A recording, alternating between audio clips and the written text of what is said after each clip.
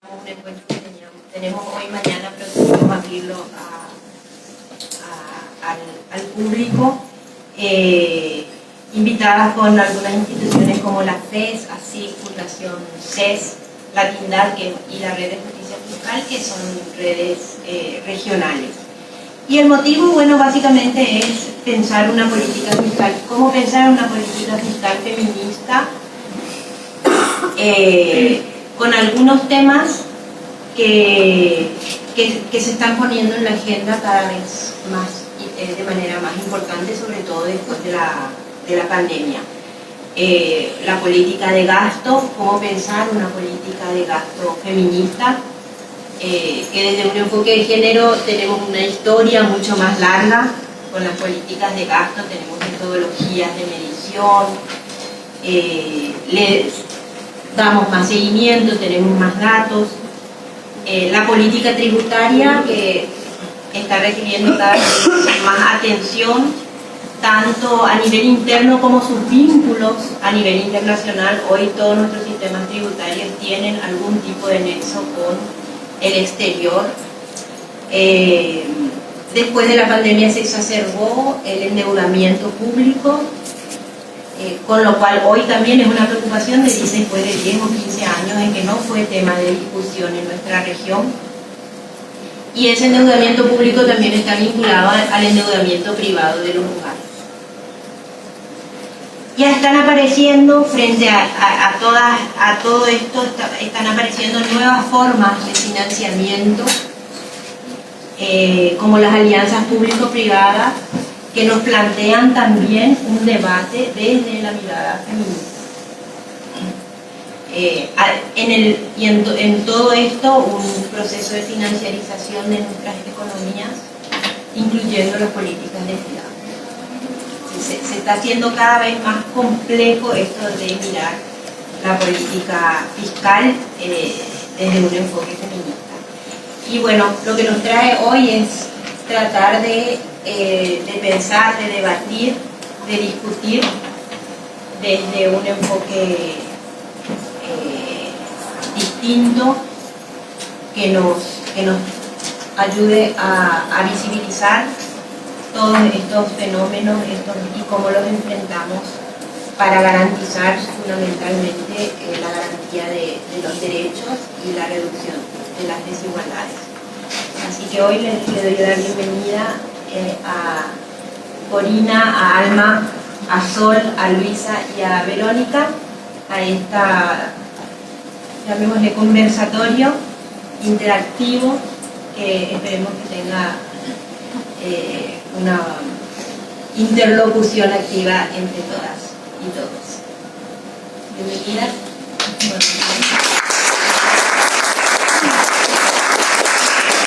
Bueno, buenas noches, gracias Verónica, bienvenides a todas las personas que están aquí, a las personas que están siguiendo virtualmente también el evento. Bueno, Verónica un poco ya comentó el sentido de este encuentro y vamos a escuchar aquí a las compañeras, a las que invitamos a reflexionar en torno a un conjunto de preguntas: ¿cuál es el rol de la política fiscal para promover la justicia de género? ¿Qué recorridos tenemos ya en la región? ¿Cómo se vinculan las agendas fiscales nacionales, regionales, globales? ¿Qué vínculos podemos establecer entre las agendas de la justicia fiscal y los feminismos? ¿Dónde están las principales debilidades? ¿Cuáles son nuestras prioridades? Y las compañeras van a abordar estas preguntas desde distintas aristas. Así que les voy a ir pasando la palabra. Vamos a comenzar con Alma Espino, colega uruguaya. Alma es economista feminista, investigadora del CIEDUR e integrante de la Red de Género y Comercio. Más o menos la idea es que se tomen unos 10 minutos cada una, si después abrimos la conversación, así que les voy a ir marcando. Adelante, Alma. Sí, bueno, ¿está funcionando? Sí. Buenas tardes, buenas noches, también para quienes estamos hoy aquí en presencial y las personas que nos siguen por Facebook. Voy a ser breve porque leo las caras que tengo aquí adelante y me doy cuenta que ya hay muchas cosas que tenemos en común y que no hace falta detenerse. En realidad, un poco me pedían un recorrido para ver cómo se fue instalando la agenda fiscal, la economía feminista en la región. Entonces, nada, empezar por decir, y sobre todo para quienes nos siguen desde otros lugares, este foco que pone la economía feminista en las relaciones de género como relaciones sociales de poder. Se introduce el poder en la reflexión económica y en la teoría económica, el poder entre los géneros, la diferencia entre hombres y mujeres, la cuestiona y busca transformarla. En este sentido, por eso decimos que la economía feminista es una apuesta política también, porque es una apuesta a la transformación. Se entiende además cómo, y en esto es donde empezamos a tener las primeras diferencias con la teoría convencional, ¿no?, como un circuito que integra múltiples formas de trabajo y agentes, múltiples esferas de actividad, mercado, Estado, hogares, redes sociales y comunitarias. Entonces, el estudio de la economía, y esto es lo que un poco en la academia hemos tenido que lidiar con esto, debe incluir la interrelación de los procesos que permiten esto que para nosotras es lo más importante, que la vida continúe en términos humanos, sociales y ecológicos, pero con estándares dignos para la población, no es que continúe de cualquier manera. Entonces eso lo coloca a este punto de vista en tensión con los objetivos de la acumulación de capital, que es lo que aprendemos en la facultad y lo que después se supone que enseñar en las clases. Entonces acá hay una discusión importante, y a lo cual se ha sumado otro aspecto que tiene que ver con la búsqueda y la propuesta de interdisciplinariedad. Entonces, ¿qué pasa? Para una ciencia como la economía, como la teoría económica, que tiende a definirse y a darse importancia, por ejemplo, por el uso de los métodos cuantitativos y esta focalización cuantitativa, esta propuesta, claro, le han valido a la economía feminista cierto desdén o en el mejor de los casos alguna indiferencia por parte de los núcleos centrales de desarrollo de la disciplina. Sin embargo, y bueno, pretendo acercarme un poco a la reunión que estamos hoy, que para quienes tenemos un recorrido también muy largo de vida en términos de economía feminista y de derechos de las mujeres, y ver, ¿no?, toda esta gente acá, estamos asistiendo a una especie de explosión de los feminismos, pero también de alguna forma, y aunque todavía sean tan marginales, porque lo son, una producción académica de estudios que toman al género como categoría para analizar diversos fenómenos económicos, ¿no?, temas asociados a diferencias en los resultados económicos que tienen hombres y mujeres, ya forman parte del diseño de la agenda de investigación de investigadores e investigadoras de la academia, y también en los procesos de enseñanza, incluso también, pero en Uruguay en 2011, a nivel de el grado, tenemos una materia optativa, ¿sí?, sobre género y economía. Quiere decir que esto, que también se ha difundido en el ámbito político, ¿no?, porque cada día más, por intereses buenos o malos, digamos, pero cada día más hace parte también de las agendas de política pública, el tema de las políticas orientadas a la igualdad de género, a la equidad social, etc. Hay una última cosa que quisiera referirme en este recorrido, que me parece muy importante y yo trato de destacarlo siempre, y es que la economía feminista no se fue construyendo solamente en los escritorios, sino que se fue alimentando y combinando pensamiento y acción, teoría, investigación empírica, saberes, prácticas de las organizaciones de mujeres y feministas, y en permanente, digamos, actitud de cambio, de participación política, de incidencia. Entonces, si quisiéramos ver el recorrido y cómo llegamos, que no ha sido nada fácil llegar a estas propuestas que hoy estamos conversando, por varias razones. En primer lugar, porque había ausencia de las mujeres en la construcción de la ciencia, ¿no? aspecto que no es solo de la ciencia económica, sino que el saber científico en general, debido a que hemos estado recluidas en otros ámbitos, nos ha dado poca participación, o permitido poca participación.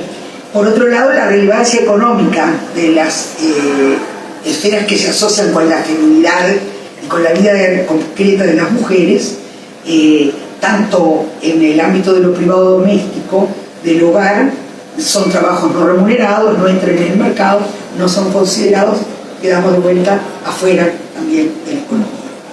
Entonces, uno de los primeros tópicos, sin duda, en el cual el feminismo, los feminismos y los feministas discutieron con los distintos paradigmas, pero con el neoclásico y el marxista, fue la relación, ¿no?, entre la división sexual del trabajo adentro de los hogares, en el mercado, a quién beneficiaba, a quién se alimentaba de eso, cómo esa división sexual de alguna manera daba lugar a lo que llamábamos la discriminación en los mercados laborales y la segregación de género de los mercados laborales. Y en eso la discusión se dio, si bien las herramientas conceptuales del marxismo yo creo que permitieron desarrollar el debate sobre el trabajo doméstico de los años 70, permitieron conceptualizar la reproducción social y de la fuerza de trabajo, y avanzar en ese sentido, también es verdad que se discutió el paradigma marxista, porque también en el paradigma marxista el agente económico era el hombre jefe de familia, y era el que tenía la pelea de clases y no la pelea de género. Entonces, si bien el análisis marxista no servía porque parte de la existencia de relaciones sociales de poder, a diferencia de la teoría neoclásica, de cualquier manera nos viabilizó ver las relaciones sociales de género, pero no las consideraba. Después, la falta de datos sobre distintos aspectos del funcionamiento del sistema económico ligados a la reproducción social y a la distribución del trabajo, porque como comentábamos hoy, a nosotras siempre nos piden datos. Si vamos a hacer una afirmación, ¿cómo la respaldamos? ¿Cuáles son los datos? ¿Y por qué mucho? ¿Por qué un poco? Porque somos invisibles, ¿no? Entonces, bueno, por ejemplo, esto se fue superando con la generación de nuevas bases de datos, cuentas de uso del tiempo, el uso de técnicas basadas en la economía experimental y comportamental.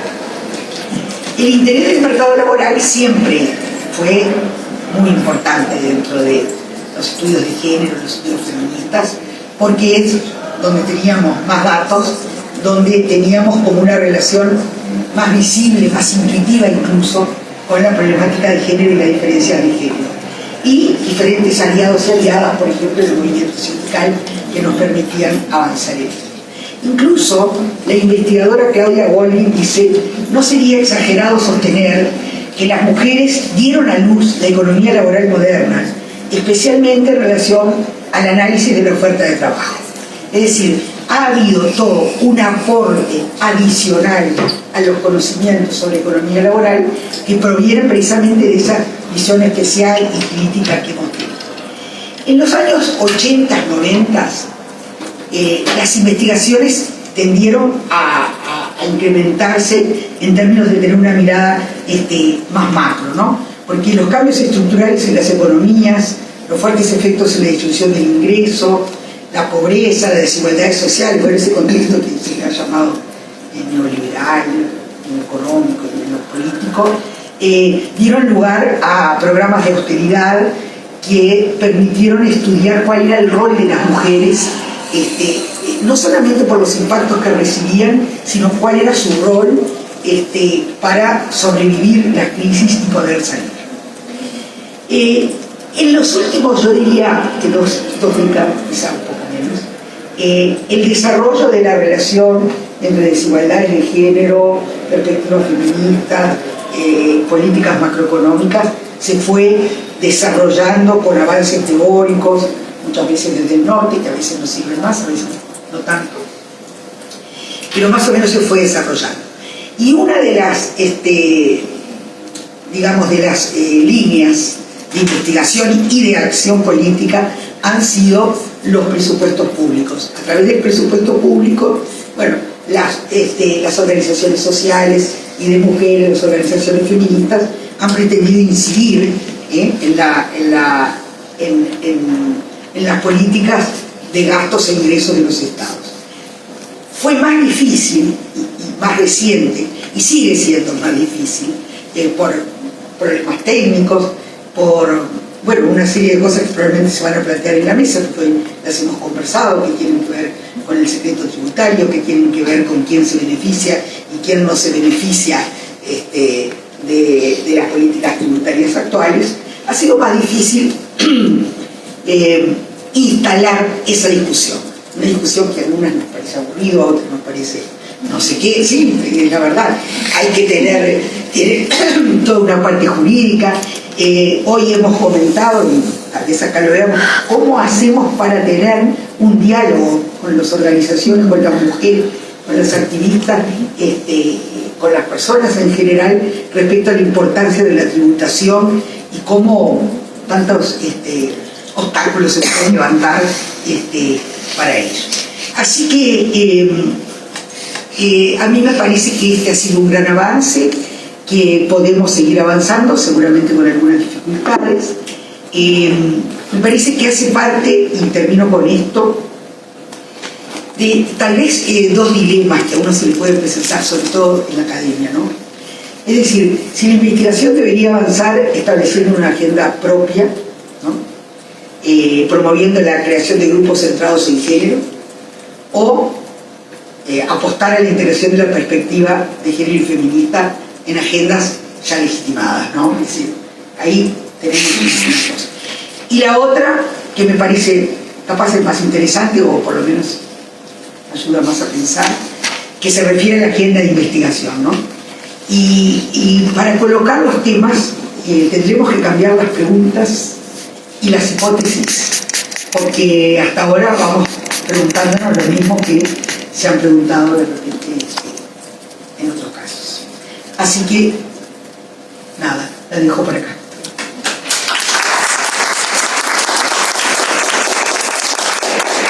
Muchísimas gracias, Alma, por este recorrido, por resaltar lo consolidada que está la perspectiva de la economía feminista y la buena plataforma que allí tenemos. Le voy a pasar ahora, ¿estás como para hablar? Si no, por eso si cambiamos, sí. Dale, sí. Entonces le voy a pasar la palabra a Luisa. Bueno, Luisa Nassif, colega de Brasil, ella es la directora del Centro de Investigaciones en Macroeconomía de las Desigualdades de la Facultad de Economía de la Universidad de San Pablo. Luisa. Muchas gracias, gracias por invitarme, bienvenidos a todos. Disculpa por el portuñol, pero voy a hablar, esta es la lengua del futuro, creo, espero. Bueno, cuando hablé con Verónica, me dije de hablar un poquito de una visión un poco más histórica, institucional de Brasil, que les doy un cuadro general de lo que se pasa en Brasil, del punto de vista fiscal, de la tributación y de los gastos un poco. Y empiezo diciendo Brasil, hay algunas particularidades de Brasil que creo que algunas de ustedes conocen, pero es importante decir. Somos una república federativa, esto desde el punto de vista del tributo torna todo un poco más complejo. La desigualdad es muy muy grande, entonces por ejemplo el 1% del topo tiene como que 30% de la renta, dependiendo de cómo se mide, Brasil es el segundo más desigual del mundo, está siempre en los 10, entonces es particularmente desigual. Es desigual con un aspecto racista muy fuerte, es el último país de América Latina en que se abolió la esclavatura en 1888 y no se hizo nada para cambiar, entonces no hay reparaciones y esto se ve en el sistema tributario también, los sesgos tanto de género y de raza en Brasil. Cuando se mira los datos, para mí en Brasil no se puede hablar de feminismo sin hablar de la cuestión de la racialidad. porque esto es aún más fuerte. El feminismo que vemos más frecuentemente es un feminismo blanco, entonces este no nos sirve. Y tenemos una constitución que desde 1988 tiene el derecho a la salud y la educación pública universal. Y lo que vemos desde hace los últimos, digamos, como 10 años es bueno, somos muy conservadores. Esto se ve en el Congreso, políticamente lo que se pasó con el golpe a Dilma y después con la elección de Bolsonaro. En términos del sistema tributario, la tendencia es más que todo desde el punto de vista fiscal, un fiscalismo y una reducción del rol del Estado y políticas de austeridad. Entonces, en 2016 se implementó una política de austeridad en la Constitución que congeló todos los gastos por 20 años, que solo se ajustaba a la inflación. Lo que quería decir que en términos de PIB, la participación de los gastos públicos se iba a caer con el tiempo. Y ahora cambiaron, hace como un mes, se cambió esta regla. Es una de las primeras cosas que se tuvo que hacer en este gobierno, pero es una regla muy más complicada que hicieron. Entonces hay como una banda que el gasto tiene que crecer al menos 0.6% y al máximo 2.5%.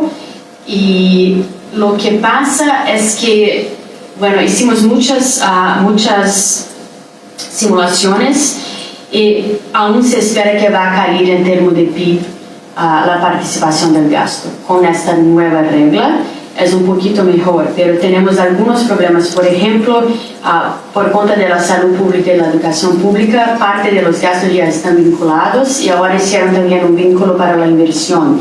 Entonces, 40%, ahora tenemos como que 30% de todo el gasto ya está vinculado a algo.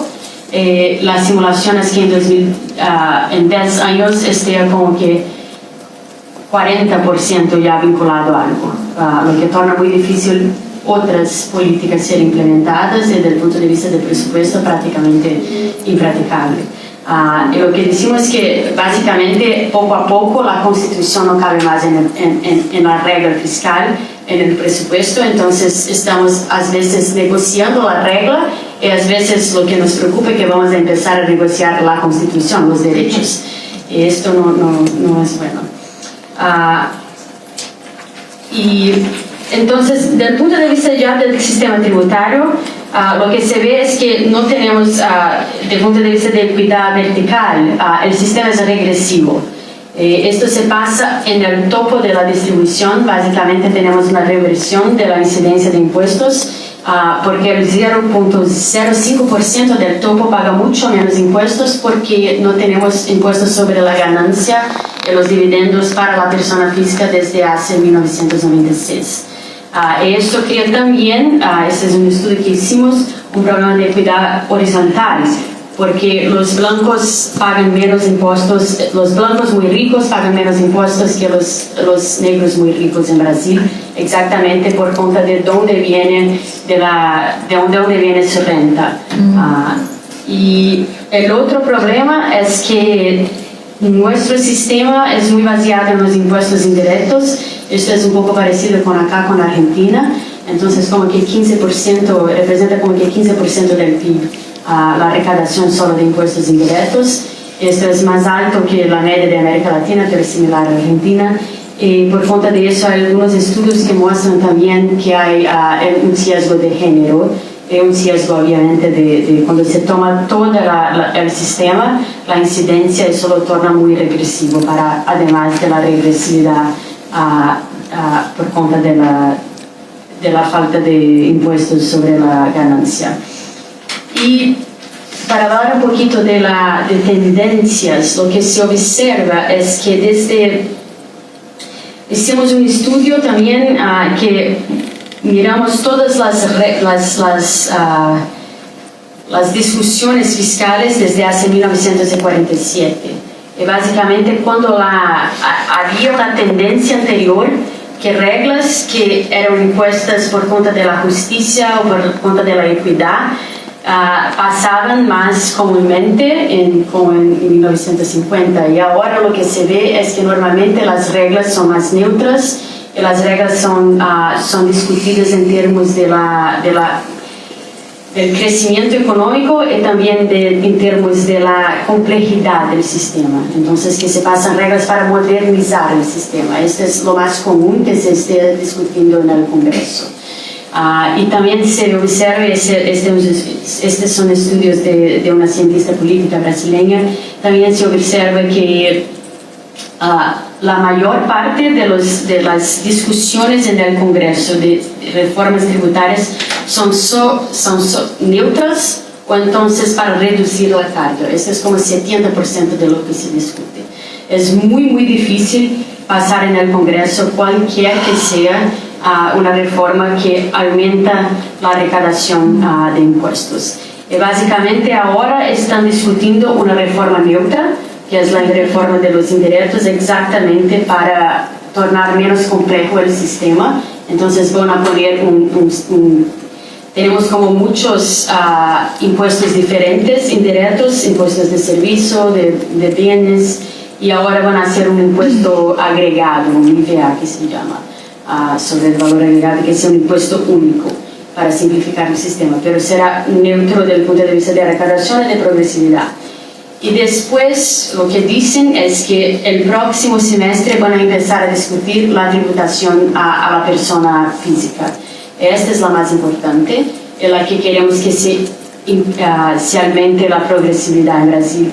El topo de la distribución de Brasil, estos que tienen como que 30% de la renta, pagan 27,5% de la renta de trabajo y pagan nada de la renta de ganancias.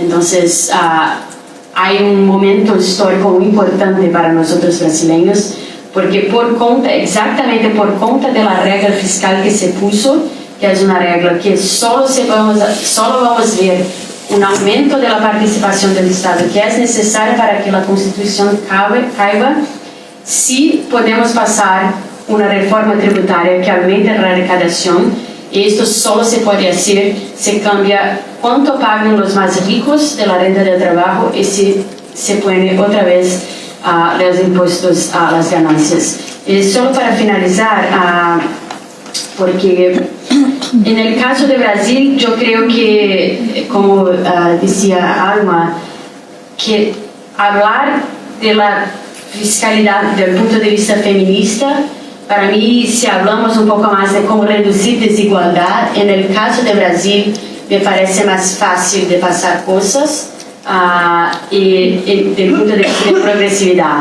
Justamente desde el punto de vista de estas cuestiones del gobierno, ahora es muy difícil hablar de agenda feminista, es muy más fácil hablar de una agenda de reducción de desigualdad. Entonces, no sé, estratégicamente es así que estamos agindo en Brasil. Gracias.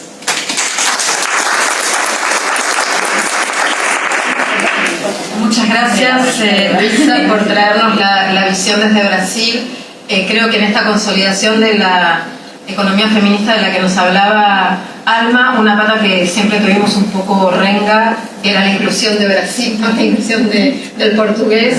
Entonces me parece buenísimo que tengamos esta visión, y los temas que plantea Luisa son temas muy comunes en la región, ¿no? La cuestión de la regresividad, y me parece clave lo que traes de cuáles son las estrategias más útiles para poder avanzar la agenda. Vamos a volver a eso.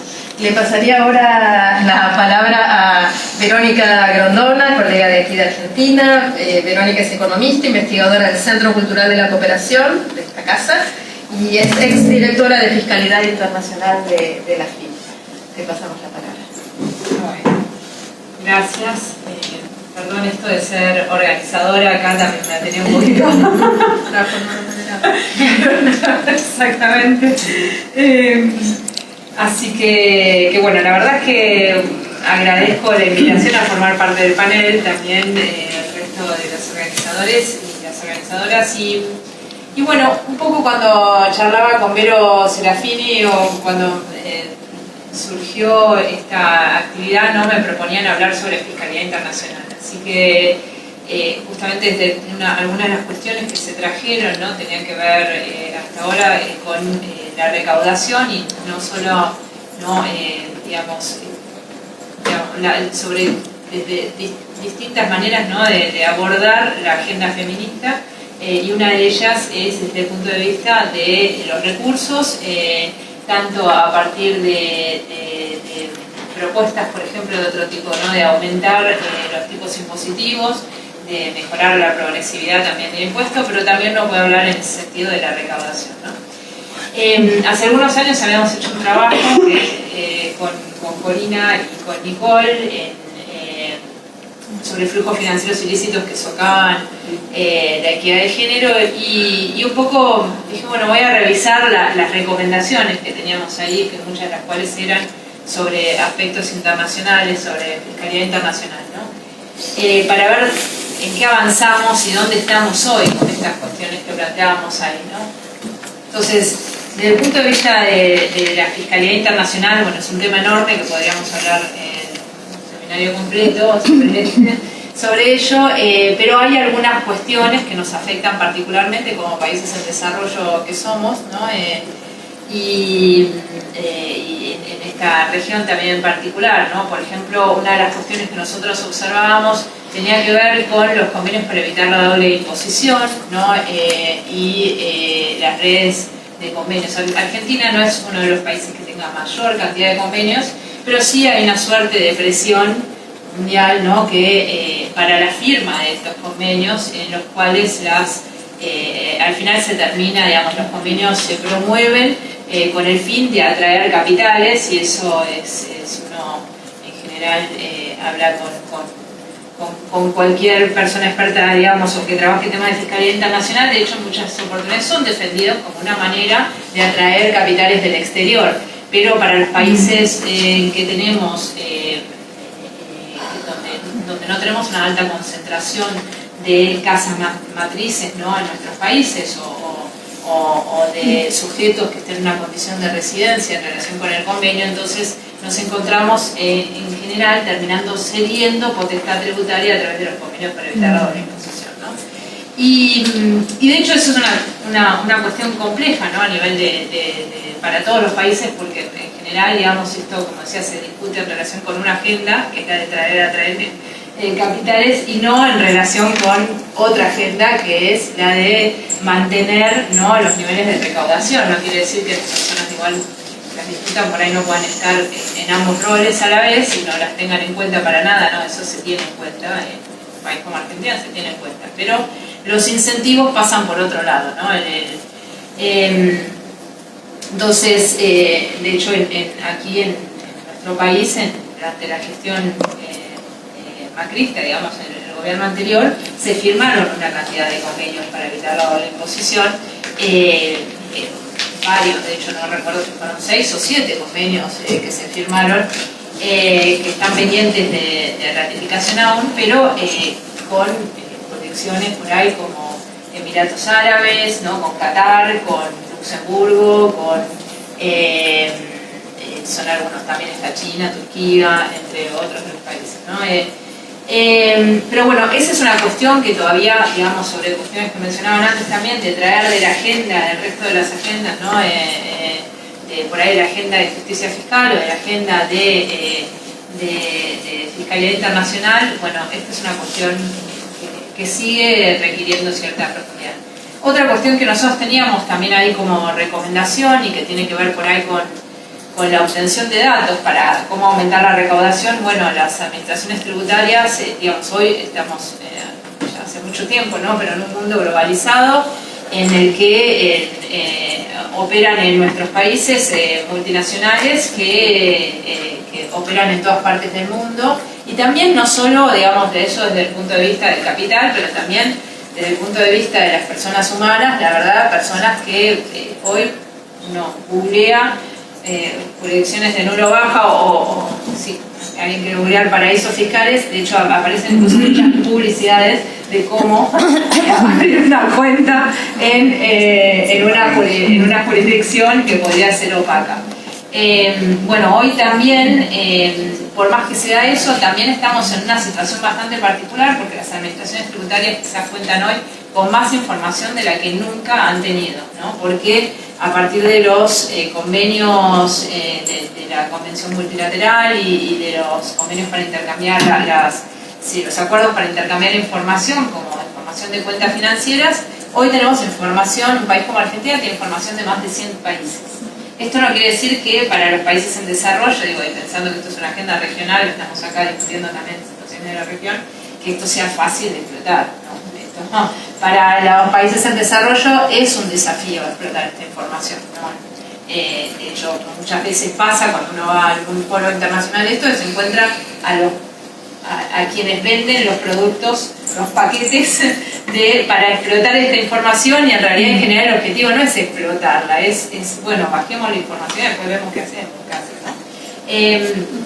Que tampoco quiere decir que eso sea la realidad en un país como Argentina. Argentina, la verdad, tiene una administración tributaria que tiene unos desarrollos de sistemas propios y demás, y ha podido hacer un desarrollo. Pero para la realidad de la región es una situación compleja, no es fácil, ¿sí? Y después, bueno, una cuestión también que surgió en relación con eso y que también afecta a la agenda feminista, ¿no? Es qué otros usos se le puede dar a esa información, y ahí acá veo entre el público, digamos, a Agustín, justamente tiene un trabajo sobre el secreto fiscal, ¿no? y género, un libro sobre ello, ¿no? Y bueno, esta es una cuestión también debatible,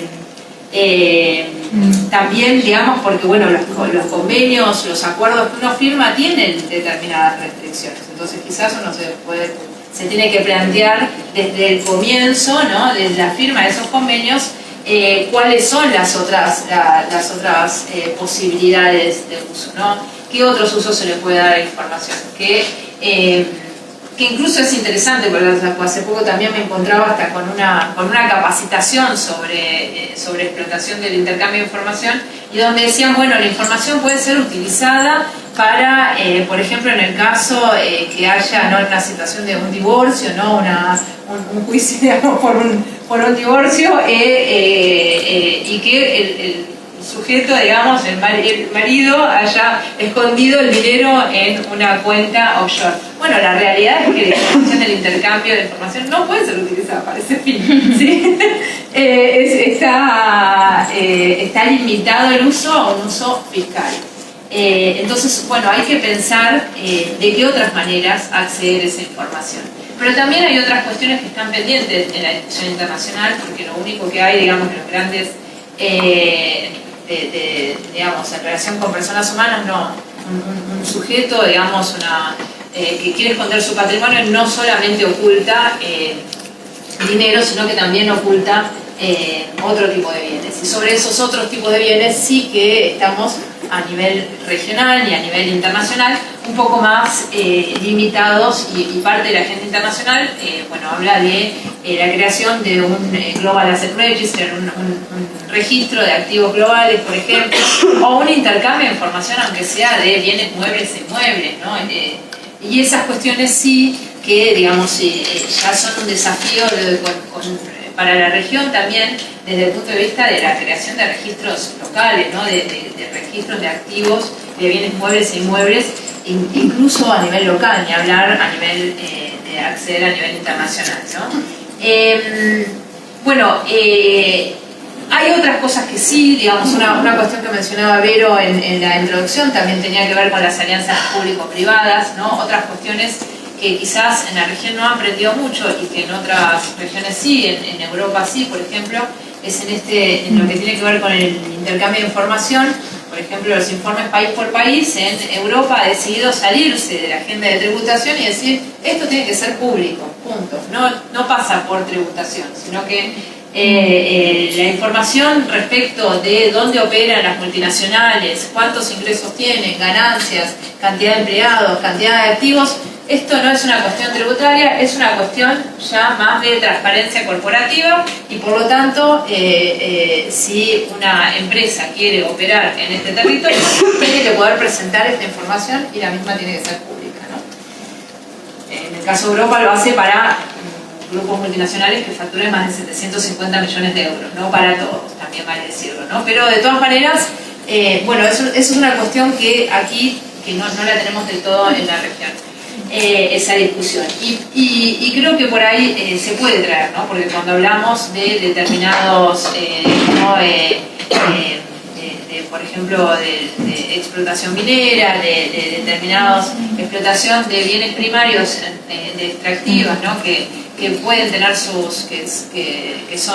sus cuestiones, digamos, y que tienen otras implicaciones, de otros impactos, pues es una agenda que podemos traer. Pero también hay otra discusión en relación con eso, y que también impacta en la discusión de género, y que tiene que ver con los registros de beneficiarios finales, ¿no? Y que también está por acá, ahí está María Eugenia Manalo, sí. Para traerlas un poquito a la discusión también. Y los registros de beneficiarios finales, y porque también, digamos, detrás de estas sociedades, ¿no? Se ocultan a través de distintas capas, ¿no? Se ocultan los verdaderos beneficiarios. Esto se usa cada vez más, digamos, los trusts, los fideicomisos, de hecho, para ocultar a los verdaderos beneficiarios. Esto lo hemos visto en muchas circunstancias de público conocimiento, y bueno, y para acceder a esa información es necesario poder acceder a través de los registros, y para ello es necesario que los registros tengan información. Hoy por hoy en Argentina hay varios países de la región, ahí hay una evolución desigual sobre la cual María Eugenia tiene más conocimiento y más memoria para ello seguramente, pero en Argentina particularmente hoy nos encontramos con un proyecto de ley que está en el Senado, que tiene media sanción en diputados, para un registro público de beneficiarios finales que estaría en sede de AFIP, ¿no?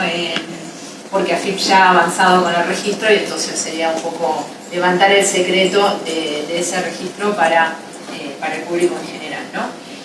Así que bueno, eso para no irme con más temas. Hay otros temas, en realidad estaba pensando también, pero bueno, simplemente lo tiro en realidad con el tema también de qué otros impuestos, ¿no? Hay una discusión a nivel global que ya está llegando a su fin en relación con el Pilar 2, el impuesto mínimo global.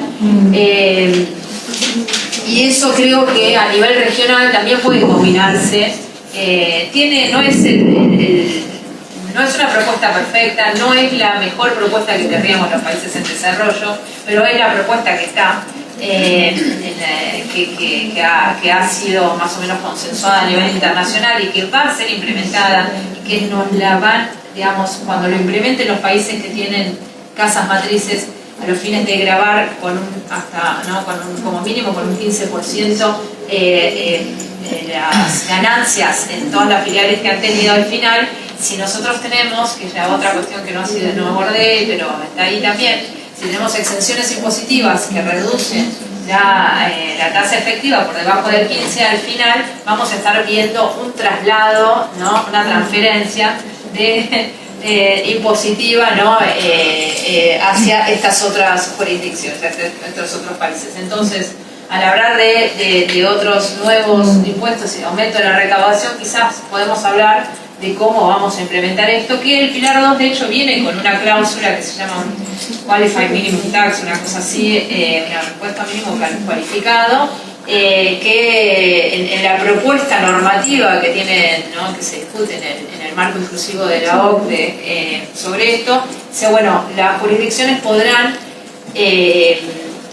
incorporar un artículo que aumente hasta el 15% para que les sirva en los casos en que tienen exenciones impositivas que reduzcan la tasa por debajo del 15%. Entonces, eso sería algo que un país como Argentina o los países de la región podrían implementar. No obstante ello, bueno, hay que ver qué pasa con esas exenciones impositivas que tienen, digamos, que han sido garantizadas a través de los convenios bilaterales de inversión o ¿no? otros tipos de mecanismos, entonces, donde podríamos tener ciertos obstáculos normativos también. Pero, bueno, eso, si no me excedo más, muchas gracias. Gracias, Verónica, por traernos esta dimensión de la fiscalidad internacional que nos recuerda la necesidad de tener estos abordajes más integrados y todos los puntos, algunos técnicos, que pusiste sobre la mesa y que tenemos que seguir explorando y discutiendo cuáles serían las prioridades desde una agenda feminista. Vamos a pasar a la palabra de Sol Prieto, que es la palabra de quienes valientemente ponen el cuerpo a la gestión, por eso está tan flaca. Tengo un bebé. Además, Sol es directora nacional de Economía, Igualdad y Género del Ministerio de Economía de la Nación. Cuando quieras. Mil gracias, Julia. Bueno, muchísimas gracias. Gracias a Julia, a Julieta, a Verónica. Bueno, y la verdad que es un placer, digamos, también en el ajetreo poder parar un poco la pelota y pensar dónde estamos discutiendo en la historia de la agenda feminista, como en qué momento estamos de la agenda de la historia de la economía feminista, cuál es la situación en Brasil y cómo eso nos ilumina también. O sea, a mí me parece que da para ponerse a pensar y a discutir esto que planteaba Luisa, de que en Brasil están pidiendo impuesto a las ganancias, ¿no? Impuesto a las ganancias a personas, o sea, cómo eso desde la izquierda es puesto sobre la mesa, porque si trasladamos esta discusión acá nos vamos a encontrar con una diversidad de posiciones que capaz resultarían sorprendentes en función de lo que acabas de plantear, y también qué pasa desde el punto de vista del gasto con las leyes de financiamiento, ¿no? Esto que decías, como bueno, o sea, si tenemos leyes de financiamiento, a hoy por hoy nos están comprometiendo el 30% del gasto, vamos con un esquema de incremento del gasto real, y en 10 años van a ser el 40%, entonces cómo cada vez el gobierno tiene menos margen para definir nuevas políticas públicas, ¿no? Para definir hacia dónde va el gasto. O sea, me parece que de verdad, y lo que planteaste, Verónica, también acerca de qué está pasando con la fiscalidad internacional y cómo se inscribe la Argentina también en eso. Hace poco no, creo que fue el año pasado, pero creo que el tiempo vuela, logramos este acuerdo también con Estados Unidos para poder acceder, digamos, al secreto, no al secreto fiscal, pero un intercambio de información con Estados Unidos, con quienes tienen cuentas allí, digamos. Entonces, es como que de algún modo hago este raconto porque me toca hablar última, pero además porque estamos discutiendo economía feminista en tiempo real. Entonces, por eso, para mi próximo truco, pedí una computadora, porque lo que quería contarles son un poco, muy brevemente, o sea, igual acá de todos modos, entrando a la página de la Dirección Nacional de Economía, Igualdad y Género, primero un breve un disclaimer. La Dirección Nacional de Economía, Igualdad y Género tiene este nombre muy largo y es una oficina que se encuentra en el Ministerio de Economía de la Nación, que hoy es un Ministerio de Economía que es particularmente amplio porque también tiene funciones productivas, funciones mineras, funciones de agricultura, es decir, o sea, como que ya no es solamente el típico Ministerio de Economía con Hacienda, Finanzas y Política Económica, que es la secretaría en la que estoy yo, y bueno, y a veces la Secretaría de Política Tributaria, alguna cosa rara así, y las áreas legales, sino que además es una institución muy grande con mucha capacidad de intervención en muchos lados y que a las feministas nos da la oportunidad y también el desafío, por cómo están constituidas además las áreas feministas, etcétera, ¿no? Por los recursos con los que tenemos, es decir, pero sobre todo la oportunidad de poder intervenir de manera transversal para que, en la medida de lo posible, eso sería lo ideal, toda la política económica, productiva, etcétera, etcétera, cuente con un enfoque de género y diversidad. ¿Lo logramos? No, desde ya que no, o sea, quedan muchas cosas pendientes, pero hoy me interesaba un poco traer lo que fueron los avances en política fiscal, tanto en términos de gasto como en términos de ingresos. En términos de gastos, nosotras venimos desarrollando, digo nosotros porque quien estaba a cargo de la dirección hasta de marzo del año pasado era Mercedes Alessandro, y yo estaba, digamos, coordinando el equipo, y la verdad que fue una misión bastante sorora y colectiva y militante también llevar adelante, digamos, el trabajo en el ámbito de la dirección. Pero les decía, trabajamos en 2020 en lo que fue la formulación del presupuesto 2021, que fue el primer presupuesto con perspectiva de género y diversidad. Sobre esto, una nota en realidad que tiene que ver, o sea, ¿por qué digo lo que fue la formulación? Porque trabajamos en la formulación para que efectivamente no solamente se pudieran identificar las políticas que contribuían a reducir las desigualdades en el gobierno, sino que también el ejercicio de identificar esas políticas, de capacitar a las áreas, porque capacitamos a más de 100 funcionarios y funcionarias de alto rango en todos los ministerios y trabajamos en el mensaje, bueno, en una serie de cosas que implican la formulación del presupuesto, trabajamos también para que más políticas tuvieran enfoque de género y diversidad, o sea, para que el presupuesto fuera una excusa para transversalizar el enfoque de género en el Estado. Desde ya que no lo hicimos solas, lo hicimos en cooperación con todo lo demás ministerios, porque si no querían hacer una política con enfoque de género, bueno, nada, no iba a existir, o sea, existió buena voluntad y también desde ya que, bueno, el apoyo y la jerarquización en general de las áreas de género en el Ministerio de las Mujeres, Géneros y Diversidad y en todo el Estado, ¿no?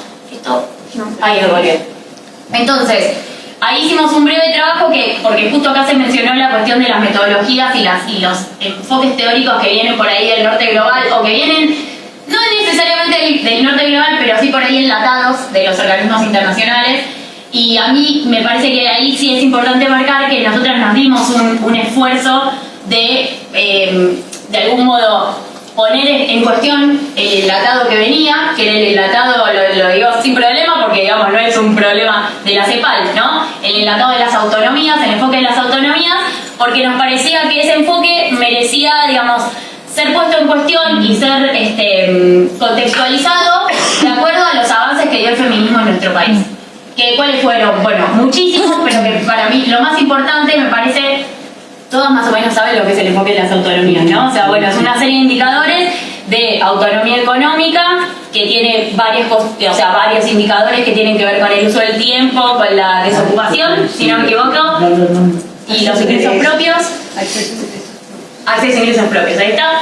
Otro segundo eje u otro segundo bloque que tiene que ver con la autonomía en la toma de decisión, que ahí están, bueno, las mujeres alcaldesas, las mujeres diputadas, las mujeres legisladoras, las mujeres concejalas, etcétera, o sea, la participación de las mujeres. Y un tercero que tiene que ver con la autonomía física, que también tiene que ver con, la violencia, estoy resumiendo, y la salud reproductiva, la salud sexual y reproductiva y la autonomía respecto a eso. Bueno, claramente eso fue un avance, digamos, o sea, hasta ahora el marco teórico, ¿cuál era? Bueno, si hay políticas que contribuyen a mejorar esa serie de indicadores, entonces se les pone una etiqueta, que es PPG, forman parte del presupuesto con perspectiva de género. Ahora, eso les dio, no problemas, pero sí algunas disidencias o discordancias con lo que es el feminismo acá. ¿Qué es un feminismo? Se puede discutir, pero a grandes rasgos, históricamente, de raigambre queer, ¿no? O sea, como bastante lejano quizás a las cuestiones, a las definiciones tan binarias, ¿no? Y a la idea del adelanto de las mujeres, ¿no? Y toda la cuestión de las mujeres, sobre todo a partir de 2010, pero bueno, si leemos la historia del feminismo en nuestro país, nos vamos a encontrar que siempre estuvieron, digamos, de la mano, digamos, las feministas, las 20 feministas que había y la CHA, bueno, todas las organizaciones de la diversidad. Entonces, eso por un lado.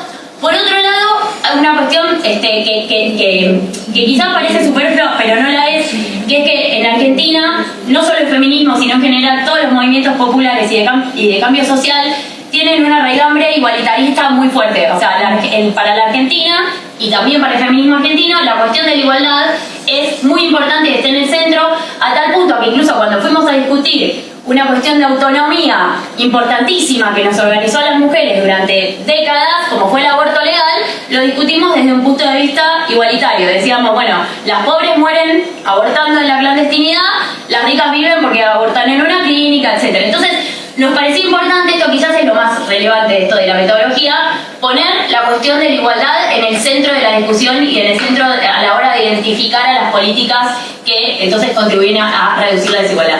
Después había otra cuestión que tenía que ver un poco más con la parsimonia y también con la visibilización de las políticas para cerrar brechas de género en materia económica, que tenía que ver con que todos los indicadores, por ejemplo, de autonomía en la toma de decisión podían ser, digamos, relevantes, pero fíjense que nosotros tenemos ley de cupo desde el 91, la más avanzada literalmente del mundo, o sea, del 91, la ley de paridad también, o sea, si no es la más avanzada, de las más avanzadas del mundo, que es una ley del 2017, si no me equivoco, fin del 2017. Todo eso, ¿cuál es el costo de implementar esas leyes? El costo económico. Cero.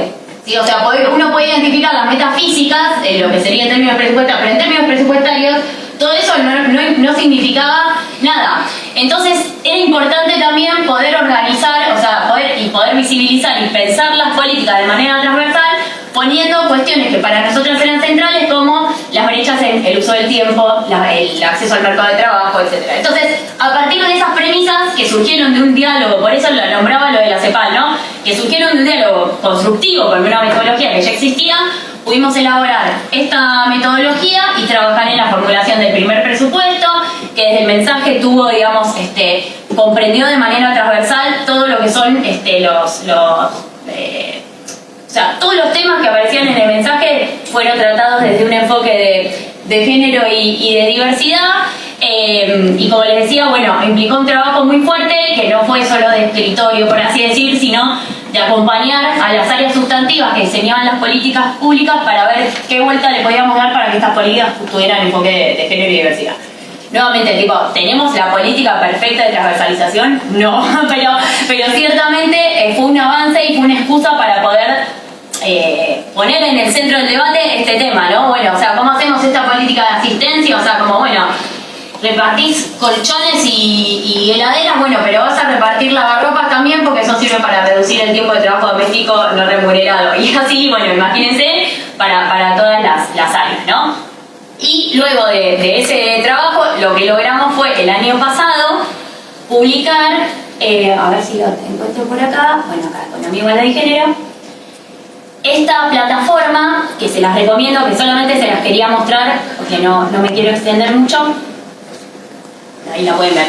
Esta plataforma es una plataforma de presupuesto con perspectiva de presupuesto abierto con perspectiva de género y diversidad, donde ustedes van a poder acceder, que es muy parecida a la plataforma de presupuesto abierto que tiene, o sea, y de hecho lo trabajamos a propósito, o sea, lo trabajamos con LOIT y lo trabajamos con WING, bueno, una ONG que hace software social, creo que se llama, y también lo trabajamos con la DGCIAF, que es el área de sistemas justamente de Hacienda, digamos, del área de presupuesto del Ministerio de Economía, porque queríamos que fuera muy similar a la de presupuesto abierto, pero que lo que nos dice es, como pueden ver, bueno, el gasto presupuestado, el nivel del porcentaje de ejecución y la participación del gasto sobre el gasto vigente, ¿sí? En cada momento, esto tiene actualización diaria, entonces es como una apuesta, obviamente, a la vigilancia, que sería vertical, ¿no? Digamos, a que todos los ciudadanos y ciudadanas podamos ver en tiempo real cuál es el nivel de ejecución, cuáles son las prioridades, cómo se reasigna y qué brechas contribuye a cerrar.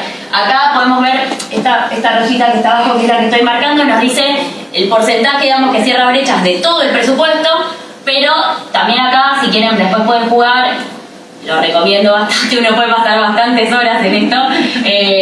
Bueno, pueden ir viendo por jurisdicción, ven acá, pueden ver el inicial, el vigente y el ejecutado, hasta el máximo nivel de desagregación, que es el nivel de obra, ¿ven?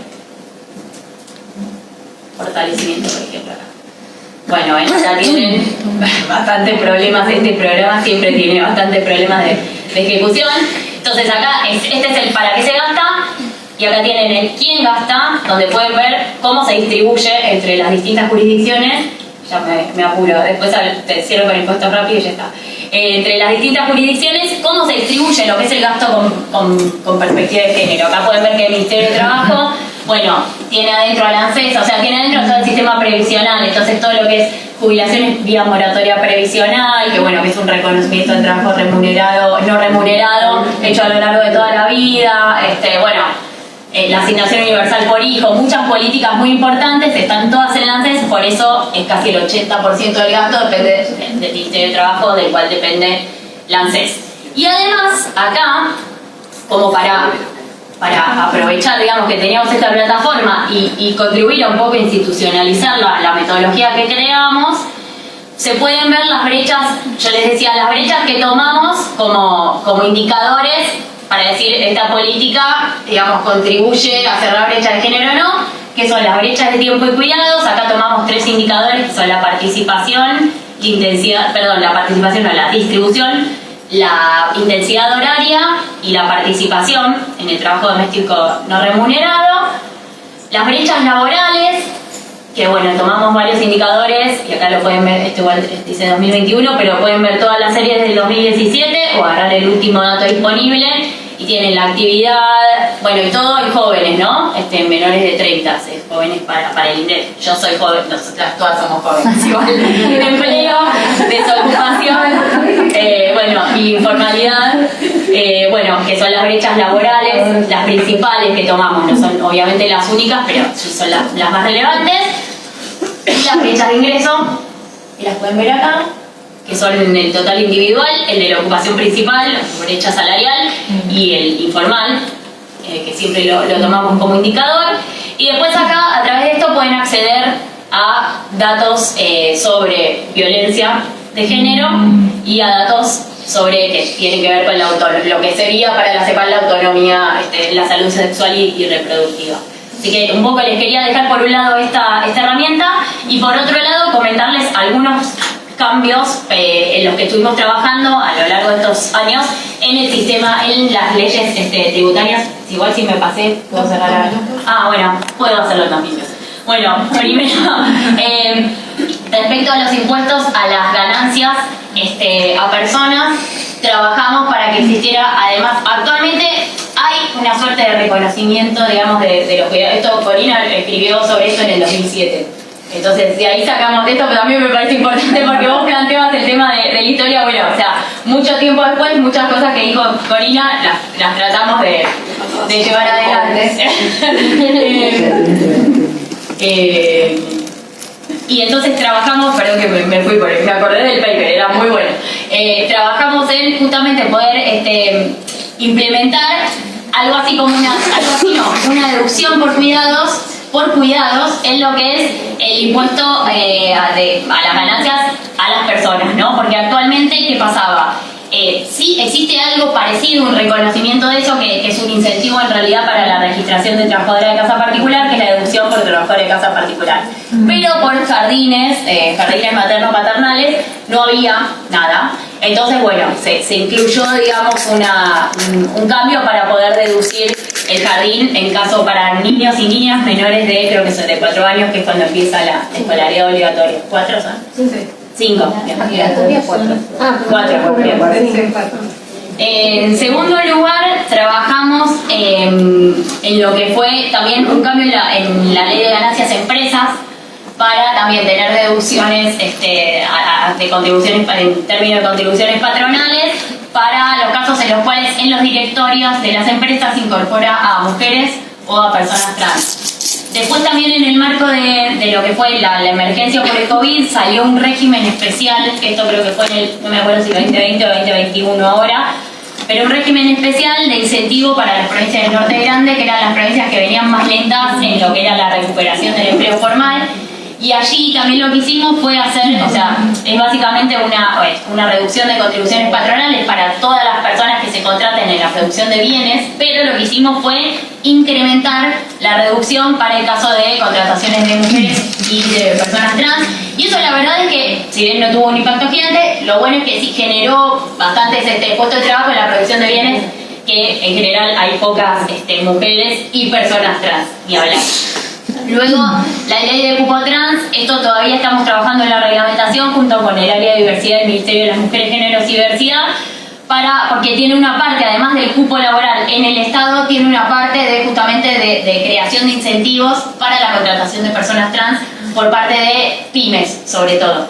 También empresas grandes, pero lo ideal es trabajar en más incentivos para las pymes. Y luego otra cosa que salió, también creo que en 2021, fue el régimen de economía del conocimiento, que también implica una reducción de contribuciones patronales para la contratación de mujeres en un sector altísimamente masculinizado de la economía. En el software los varones son el 80%, la economía del conocimiento en total el 70%, y nuestra idea es que justamente en estos sectores que son estratégicos, que generan empleo de calidad, en blanco, divisas, que haya mujeres en estos sectores.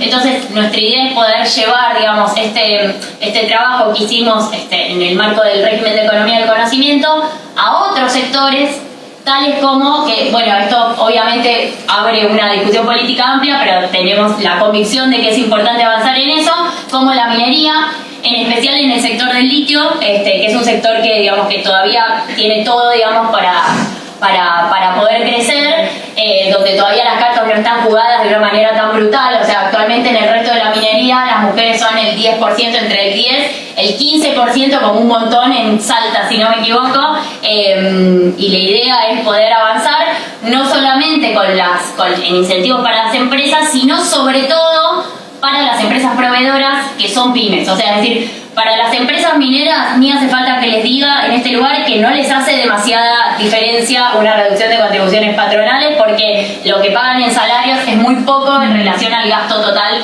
que tienen estas empresas.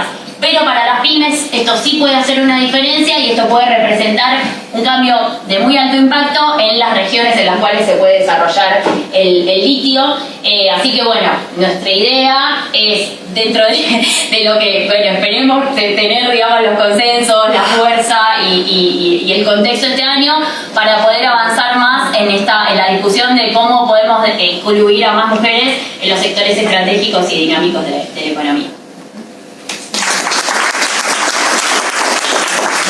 Muchísimas gracias, Sol. Creo que la presentación de Sol nos deja claro todo lo que se puede conseguir cuando las feministas le ponemos el cuerpo a la gestión. Y bueno, la utilidad de herramientas como las que nos presentó, que nos permite un monitoreo e incluso de lo que consideramos que son progresos, ¿no? Tener un presupuesto con perspectiva de género y la etiquetación es un progreso en sí, pero esta herramienta nos sirve para ver que, bueno, que tal vez algunos de esos rubros que estaban etiquetados tienen una ejecución del 5% y tenemos entonces una herramienta que nos permite hacer este monitoreo ciudadano feminista del gasto. Yo quería cerrar y para abrir la palabra rescatando 4 mensajes claves que creo que surgen de lo que se comentó aquí en la mesa. El primero es una referencia al contexto en el que estamos, que tiene como su lado positivo y su lado negativo. El positivo es la consolidación de la economía feminista y el camino recorrido y todo lo que ya hemos avanzado. Y creo que el lado negativo del contexto tiene que ver con las cosas que se señalaron aquí respecto de la persistencia de las visiones conservadoras, ortodoxas, el paradigma de la austeridad, de la consolidación fiscal, a lo que yo le sumaría una restauración del discurso antiestado, que hoy viene de la mano de estas visiones llamadas autopercibidas libertarias, que me parece que implican un riesgo democrático, ¿no? Me gustó la frase que nos trajo Luisa: la Constitución no entra en la regla fiscal. Me parece que esta restauración del discurso antiestado va de la mano del discurso antiderecho, ¿no? Y pone en mucho peligro los progresos que hemos conseguido desde la agenda feminista. Creo que el segundo punto que quería destacar, que me parece que surge de esta conversación, son las múltiples aristas que tiene la agenda fiscal que tenemos que abordar desde una mirada feminista. Toda la dimensión de la recaudación y los dilemas, ¿no? Cómo aumentar la recaudación vis-a-vis cómo atraer capitales, las posibilidades y también las dificultades y los obstáculos de avanzar en reformas tributarias progresivas. Una cuestión que no apareció tanto aquí, pero que también es relevante, que tiene que ver sobre todo para algunos países con la dimensión del federalismo fiscal y las implicancias que esto tiene en las responsabilidades de gasto, todo el tema gigante de la fiscalidad internacional y ahí las alertas, ¿no? Las dificultades que estamos teniendo para aprovechar los logros que ya ha habido, por ejemplo, en el manejo de la información, pero también el riesgo de no poder sumarnos a cambios progresistas en el mundo y, es más, salir perdiendo de esos cambios. Creo que esto tiene que ser una alerta muy central en nuestra agenda. Y bueno, y toda la dimensión, por supuesto, de los gastos y los presupuestos que nos traía Sol. El tercer punto que quería recuperar y destacar tiene que ver con qué contenido, cómo priorizamos qué contenidos en la agenda feminista, ¿no? Podemos sacar así el papiro enrollado de la multiplicidad de temas. Bueno, ¿cómo definimos las prioridades de la agenda feminista? Y en ese sentido me parece que es clave lo que traía Alma de, bueno, a lo mejor tenemos que cambiar las preguntas para poder identificar claramente estas prioridades. Y creo que el cuarto tema tiene que ver con cuáles son las estrategias que nos damos para avanzar en esta agenda con las prioridades que podamos establecer. En ese sentido, en términos de estrategias, yo rescataría primero la necesidad imperiosa de algo que las feministas sabemos hacer muy bien, que es poner el cuerpo.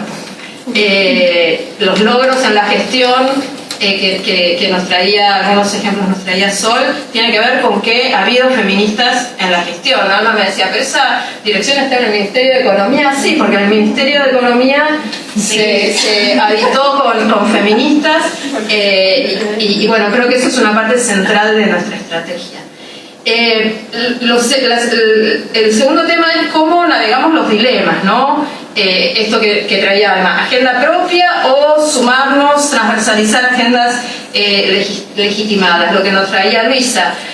¿Hablamos de feminismo o hablamos de igualdad? Que es más fácil entrarle por ese lado. Entonces creo que también en términos de estrategias tenemos que ver cómo navegamos los dilemas, incluso algunos dilemas de las cosas que van sucediendo.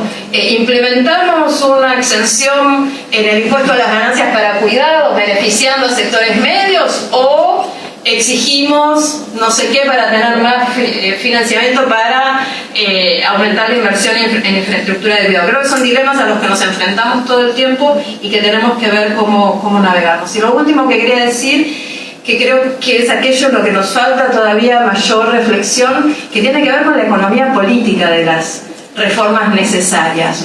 Tenemos nuestro decálogo de propuestas, pero creo que nos falta comprender la economía política, los poderes que se disputan y cómo enfrentar y cómo construir poder para la transformación. Quería cerrar simplemente recuperando estos aspectos e invito ahora a quien quiera hacer comentarios.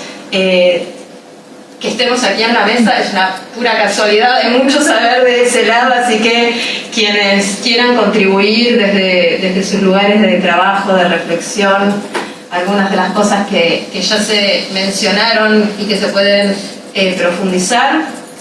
Acá una pregunta desde el Facebook, que pedían si pueden repetir el nombre de la plataforma y dar las indicaciones precisas de cómo acceder, la dirección exacta y todo. Sin www, o sea, solo poner presupuesto, guión del medio, género.argentina.gov.ar. Bien, una vez más, por favor, así queda. Sí. Presupuesto, guión del medio, género.argentina.gov.ar y no ponerle W porque no funciona, no ponerle W antes, eso es muy importante. Bueno, y si no, se ponen presupuesto abierto con perspectiva de género en Google, les sale también. Bueno, gracias. No. Necesitamos micrófono, ¿no? Para la gente que habla para la grabación, sí. Creo para la transmisión. No sé si podemos, o si se quieren acercar.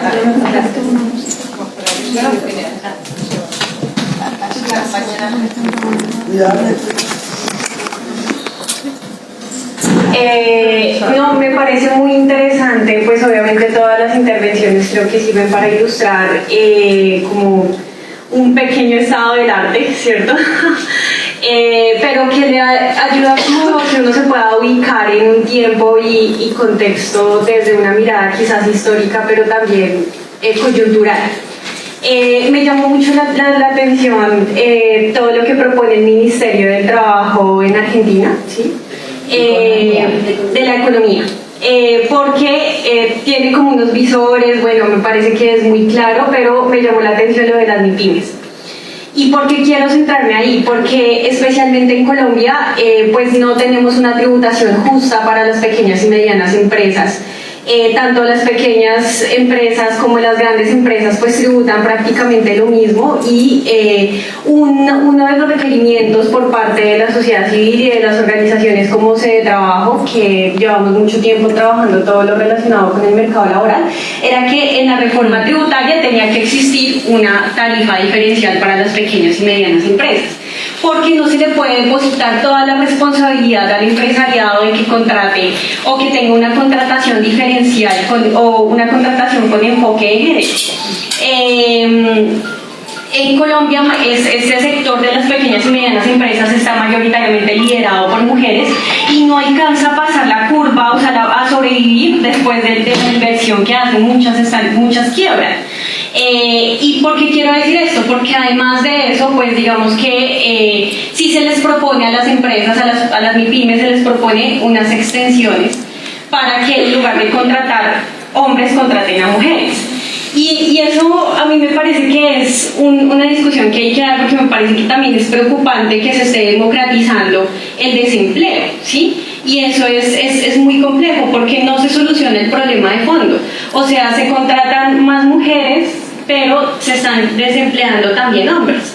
Y eso no favorece al desarrollo del aparato productivo de una nación, ¿sí? Y bueno, o sea, sí se tiene que proteger el empleo, pero no se le puede depositar tampoco toda la responsabilidad al Estado, porque también hay muchas discusiones sobre, bueno, tiene que ser el Estado que genere completamente los empleos, pero yo creo que tiene que ser una responsabilidad compartida, proteger al empresariado, pero también generar empleo por parte del Estado. Y quisiera también, otra cosa que hablaban acá que me llamaba la atención y que creo que sería interesante revisarlo, es como hay muchas actividades económicas tanto masculinizadas como feminizadas, ¿cierto? Entonces decimos como que las mujeres empiecen a vincular también en actividades masculinizadas porque son mejor remuneradas, pero realmente creo que tanto en América Latina tenemos que empezar también a dar una discusión sobre, bueno, y si se empiezan a valorar las actividades que desarrollan las mujeres, ¿sí? O sea, porque son actividades elementales para el desarrollo de la sociedad. Entonces yo no sé si necesariamente la discusión sea claro, también se tiene que hacer, ¿no? Que las mujeres se puedan vincular en las áreas y las actividades económicas donde desean hacerlo, pero también que se valorice, que haya un mayor valor agregado a las actividades que desarrollan las mujeres, que también son importantes para el sostenimiento de la vida. Por ejemplo, en Colombia, bueno, imagino que en estas naciones será igual, pues las maestras, o sea, el sector de las profesoras de la educación está liderado mayoritariamente por mujeres. Y así las enfermeras son supremamente importantes para el desarrollo de la salud y podría dar muchísimo más ejemplos, pero creo que me gustaría como ustedes qué opinan de eso, ¿no? O sea, porque creo que sería interesante desarrollarlo a lo largo. Muchas gracias. Vamos a tomar un par de comentarios más y después volvemos a la mesa. ¿Alguien más? Agustina, María Eugenia, desde sus experiencias.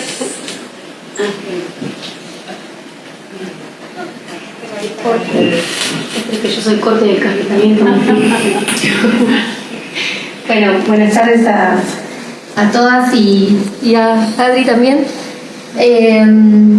Antes que nada, felicitarlas, agradecerles, la verdad que siempre es un placer escucharlas y seguir aprendiendo de todo esto en este camino que vamos recorriendo, en el que sabemos que hicimos mucho, que le vamos poniendo el cuerpo, pero que todavía nos queda mucho por hacer.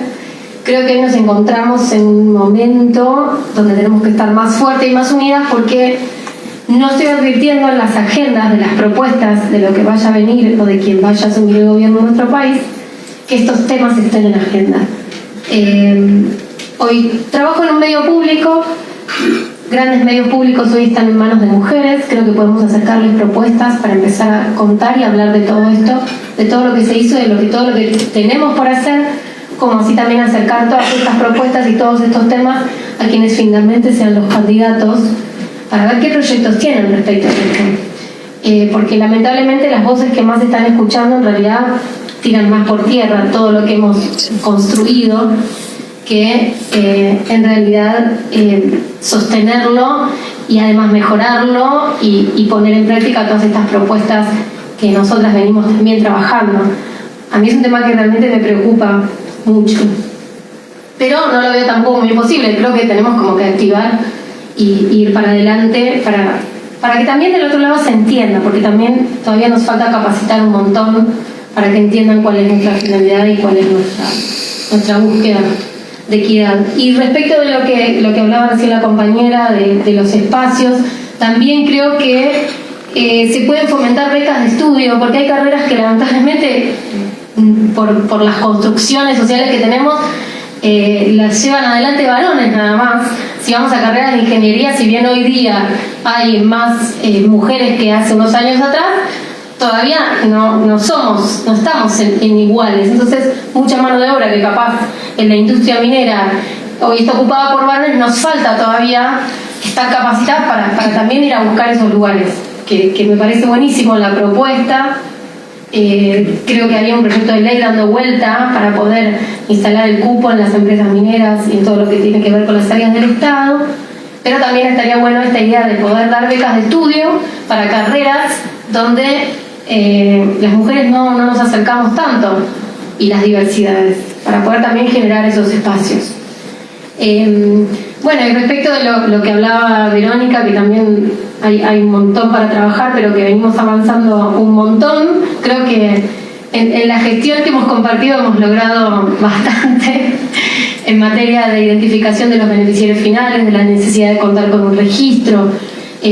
También con Fundación CES, con Adrián, hemos hecho varias publicaciones y que han dado resultados, porque yo creo que gran parte del trabajo que se hizo desde la Unidad de Información Financiera con una resolución que venga a receptar y a unificar criterios que nos permitan identificar, se despertaron muchas inquietudes y capacitaciones. Logramos que muchas provincias empiecen a pedir información de los beneficiarios finales, todavía nos falta, pero de cómo estábamos cuando llegamos a hoy, creo que ha habido un avance enorme. Y en la región también nos encontramos con una gran cantidad de registros que todos están con posibilidades de mejora y todos están trabajando, pero todos están interesados en mejorar. Y creo que eso es un paso, pero muy grande. Creo que tenemos que modificar el libro todos los años porque siempre hay algún cambio que para actualizar, y eso creo que habla de que le estamos también poniendo el cuerpo, y en un punto me alegra, si bien sé que todavía nos falta, me alegra mucho también las resoluciones que sacó Vero en AFIP, todo lo que tiene que ver con los regímenes de información. En el ámbito también del derecho se empezaron como a preguntar ¿quién es el beneficiario final? Porque a mí me hablan de accionistas, me hablan de socios, eso es otra cosa. Entonces, bueno, tener que salir a explicar de estas personas humanas que son las que finalmente se benefician del producido, se benefician y de los abusos, hacen uso y abuso de las personas jurídicas en algunos casos, no en todos.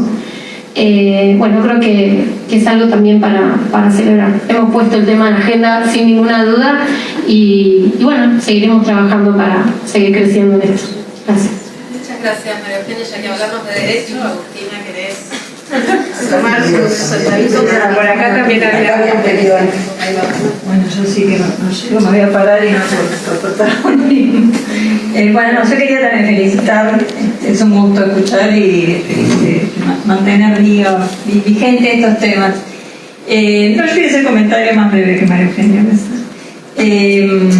Bueno, me parece que todo el tema de presupuestos con perspectiva de género me da la sensación que ya está, gracias a las acciones y un poco en el mundo, ¿no? En varios países me parece que está rodando, ¿no? Cuestión de perfeccionarlo, abarcar a otros grupos, ¿no? Poblacionales.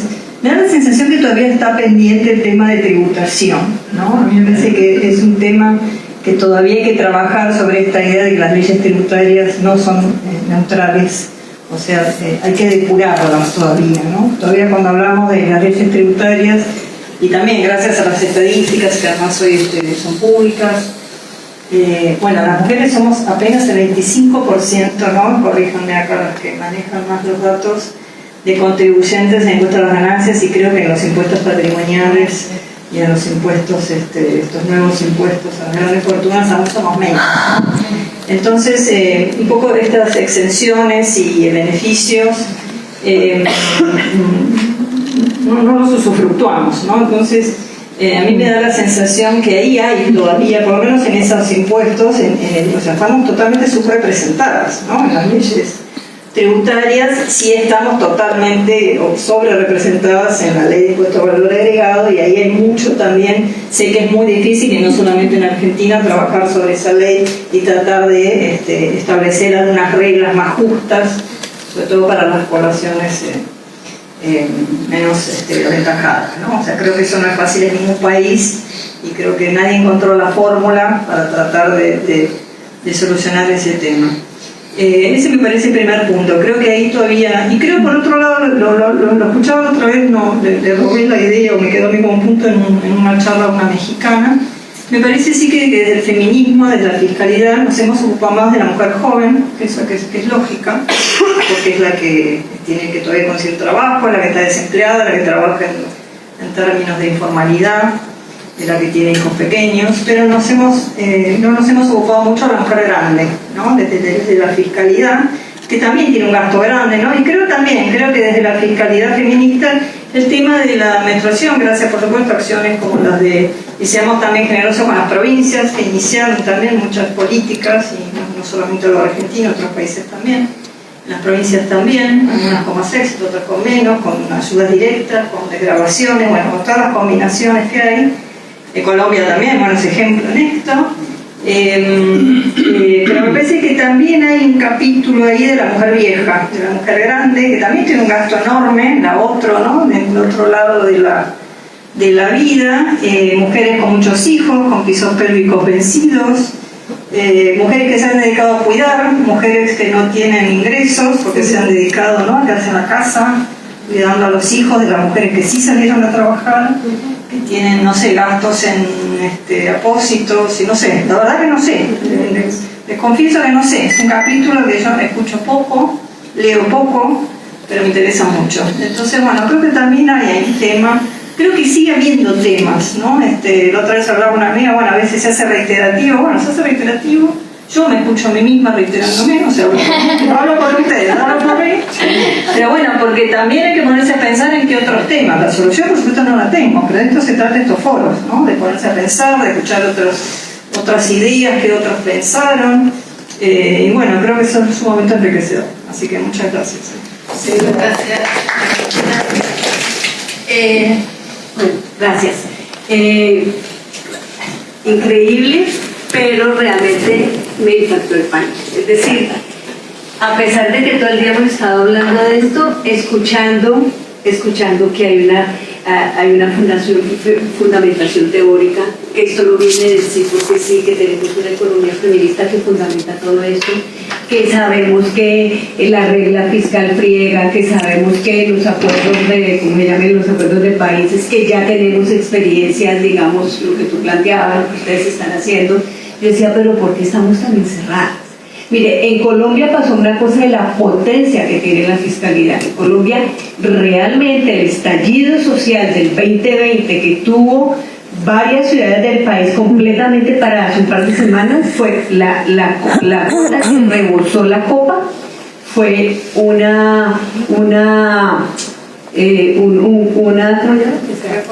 reforma fiscal que iba a implementar el IVA, que ya de por sí es alto. Y realmente fue muy fuerte la participación de la juventud. Yo soy de Cali, Cali fue la ciudad del mayor estallido, que fue tiempo largo, pero fue la fiscalidad, que nadie esperaría eso. Sencillamente, de alguna manera la población entendió que eso les iba a afectar. Entonces, yo ahorita oyendo todo esto, hoy en el día ha sido una riqueza absoluta. Con México está haciendo unas cosas complementarias, Ecuador presentó algo, Colombia, como usted dice, todos los países de la parte sur. Entonces, yo ahorita pensaba, yo decía, pero tenemos mucho avanzado, tenemos evidencias, pero estamos encascaradas. ¿Sí? Como tú decías, estrategias, necesitamos estrategias. Y Verónica, gracias por esto, de verdad, pero yo creo que es una oportunidad de empezar a abrir cómo podemos trabajar para que cualquier persona entienda lo que significa la tributación. Es que es algo, cuando compra una crema dental, una persona en un sector muy pobre y una persona en un sector muy rica, debían entender los pobres que porque yo tengo que pagar lo mismo de IVA.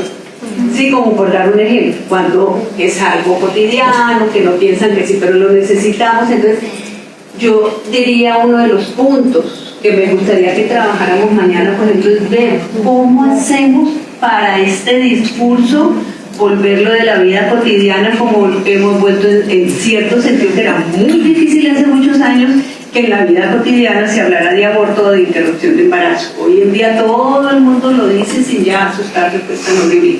Y como esos, los avances que hemos tenido. Pero lo que quiero decir es que de verdad uno ya como que oyendo todo esto dice, pero sí tenemos mucho, sí tenemos razón, sí tenemos de dónde agarrar, pero ¿cómo transmitir? Ese es el punto que a mí me deja como hoy una esperanza. Muchas gracias. ¿Una última palabra? 3, 2, 1, ¿no?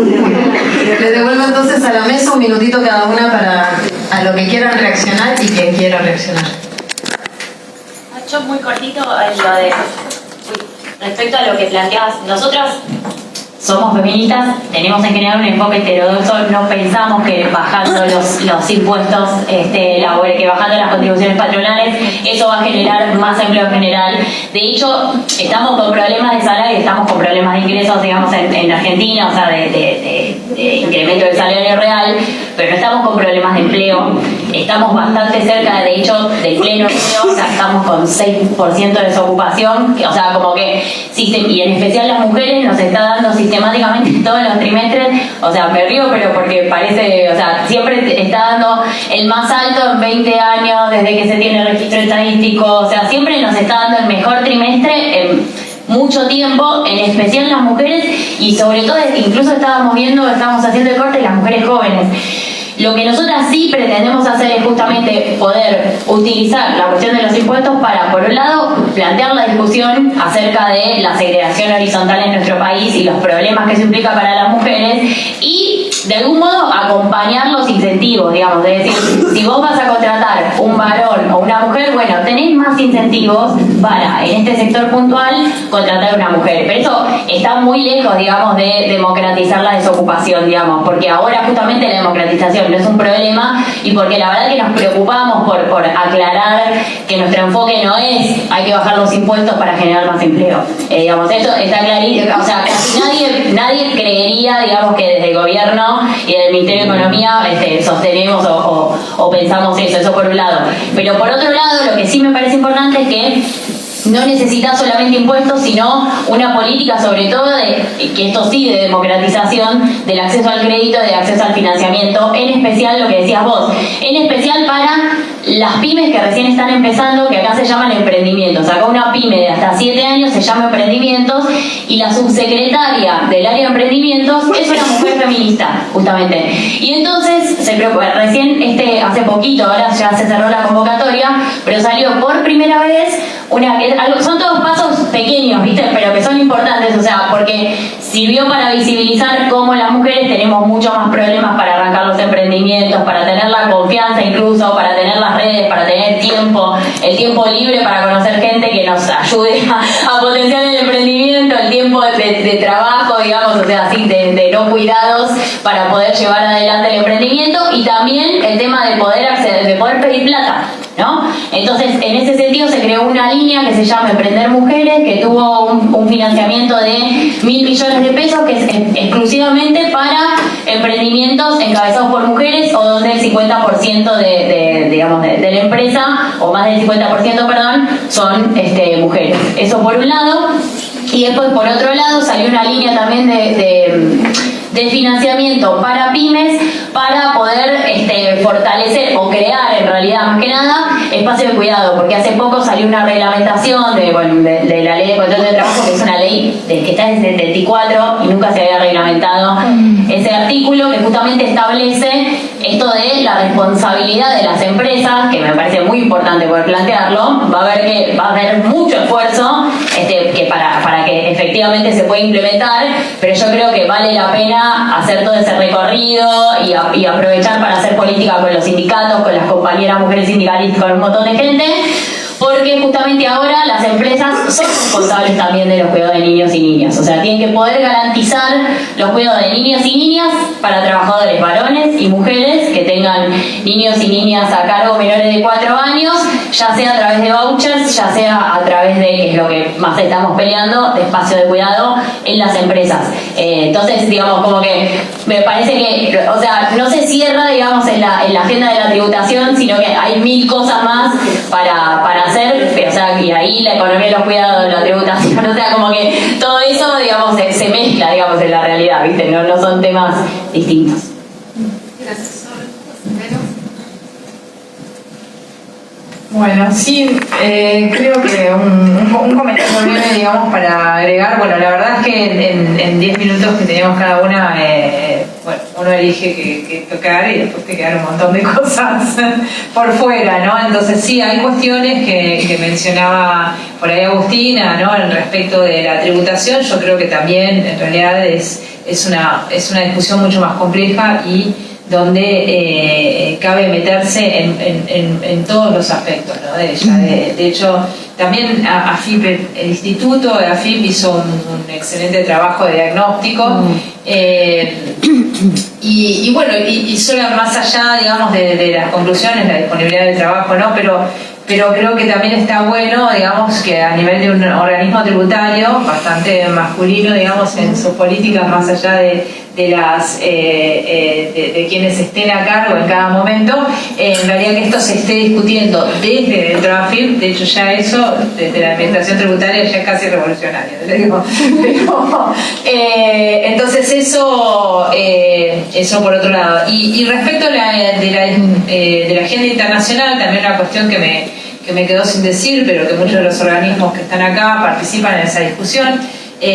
Bueno, hoy por hoy seguimos, igual que hace muchos años, en que los debates o aquellas reglas que se discuten y que terminan afectando o terminamos utilizando, sea porque vienen como soft law o porque, bueno, no nos queda otra y nos impactan igualmente y vamos a tener que implementar, se siguen discutiendo en un marco que es el marco de la OCDE, cuando en realidad los organismos, varias ONGs, ¿no? A nivel internacional, la sociedad civil viene pidiendo hace años y muchos países también en el marco del G77 que esta discusión se lleve a Naciones Unidas, ¿no? Y en el marco, digamos, de la discusión, ¿no? de derechos humanos, de los impactos en derechos humanos, de la agenda también de género y demás, creo que es importante porque justamente la OCDE es donde nos podemos agrupar y demás, y bueno, y ahí también traer un poco la convocatoria que hizo Colombia, ¿no? a discutir, ¿no? y también desde la perspectiva de género me parece que, bueno, nada, también por eso que estamos reunidas, pero no quería dejar de mencionarlo, porque en la región nos falta dónde incluir el tema de la tributación. Es como que no, si no estamos en los grandes, digamos, si no estamos discutiendo en la OCDE, donde somos todos comidos de piedra, digamos, no tenemos dónde discutirlo, porque bueno, nos faltan organismos, o sea, el CIAT hace un buen trabajo, pero no deja de ser, bueno, incluye a otros también. Entonces, algún lugar donde los países en desarrollo de la región, digamos, podamos hablar y plantearnos nuestras prioridades, ¿no? Así que bueno, simplemente no quería dejar de mencionar eso.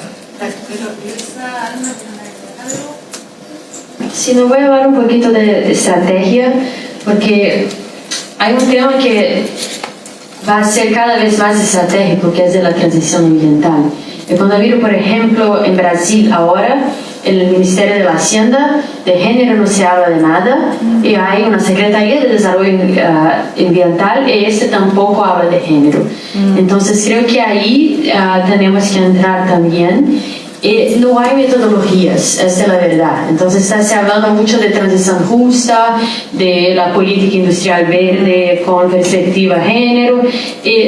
Lo que veo es que lo que existe es que las personas están hablando de, bueno, vamos a hacer una transición ambiental que reduzca la desigualdad, pero ¿cómo se va a medir esto? ¿Cuáles son los criterios?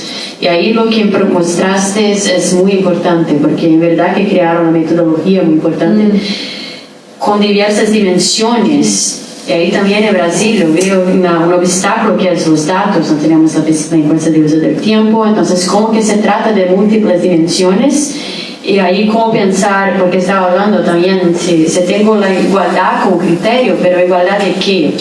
Se solo puede medir la renta, es esto que estoy hablando, entonces no necesariamente andan juntas la igualdad de renta con una igualdad de género que sea más multidimensional.